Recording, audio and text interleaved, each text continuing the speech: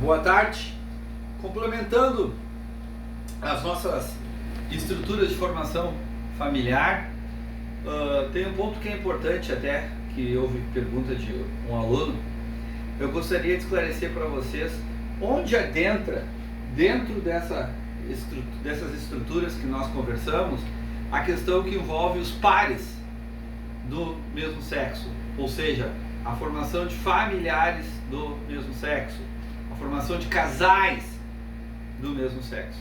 Na primeira aula até eu creio que eu tenha explicado para vocês, mas como especificamente entra bem dentro dessa estrutura aqui, eu gostaria de ressaltar o seguinte. Em 2011 saiu justamente o acórdão do ministro Aires Brito, que foi o relator do processo. Eu até vou passar para vocês aqui: ação direta de inconstitucionalidade número 4.277, 4.277. A origem era Distrito Federal, DF, que teve como relator o ministro Aires Brito. Os requerentes era a Procuradoria-Geral da República, e teve uma série de entidades que também eram amigo cures deste processo: a Associação Brasileira de Gays, Lésbicas e Transgêneros, Associação de Incentivo à Educação de Saúde de São Paulo, Fernando Quaresma e Azevedo e outros advogados, Instituto Brasileiro de Direito de Família, o IBDFAM, que tem muitos artigos nossos na revista, na biblioteca. O que foi discutido nessa ação, que era uma arguição de descumprimento de preceito fundamental? É uma chamada ADR, a ADI, era uma ação direta de inconstitucionalidade que caiu lá no Supremo. Aconteceu o seguinte: no estado do Rio de Janeiro, no início dos anos 2000, um casal postulou, era um casal de duas senhoras. As duas eram servidoras, aliás, uma era servidora pública, a outra não. Aquela servidora pública veio a falecer, e ela tinha uma relação de concubinato puro, vamos dizer assim, com a sua companheira por mais de 20 anos. A viúva entrou com uma ação judicial porque postulou o direito à percepção de alimentos, de pensão, no Instituto de Previdência do Rio de Janeiro em relação à falecida, alegando justamente que, assim como os pares de sexo diverso, ela tinha direito a perceber pensão, porque ela entendia que tinha, assim como os heterossexuais, embora ela fosse fosse um casal, um par do mesmo sexo, ela teria o mesmo direito. O que ocorreu? No tribunal, a sentença foi procedente, o Tribunal de Justiça do Rio de Janeiro considerou também procedente. Todavia, o próprio Estado do Rio de Janeiro questionou essa questão do Supremo Tribunal Federal. Por quê? Porque o governador do Estado do Rio de Janeiro queria estar absolutamente seguro que o pagamento de alimentos, de pagamento de pensão para essa viúva não seria, no caso, uma medida ilegal. Ele queria que tivesse a confirmação do Supremo para que ele estivesse absolutamente seguro e não adentrasse dali de uma medida de desrespeito às normas estaduais, tendo em vista que tanto, até hoje, se vocês forem lá ler a Constituição da República no 226 e também lerem o Código Civil em relação à própria união estável e o próprio 1723 e todos os artigos que envolvem o casamento, sempre fala lá que tanto o casamento como a união estável tenham que ser entre homem e mulher. E no caso não havia um homem e uma mulher, havia duas mulheres que alegavam que tinham uma união estável.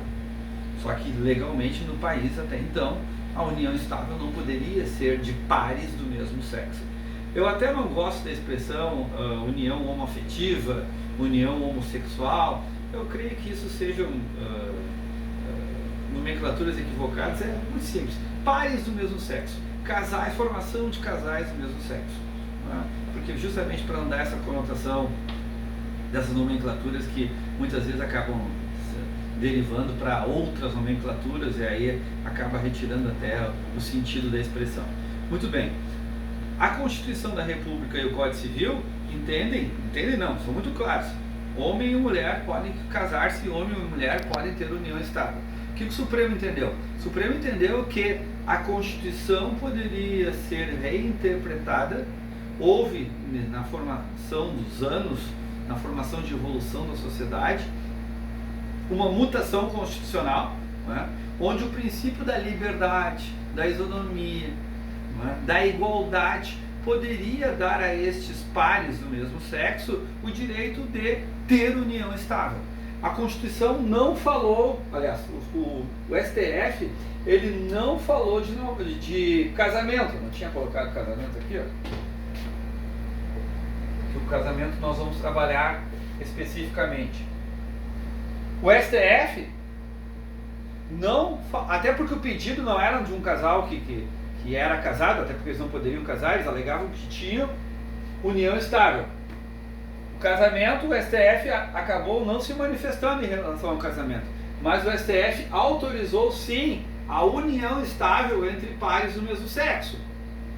E aí sim, e essa medida teve inclusive, foi com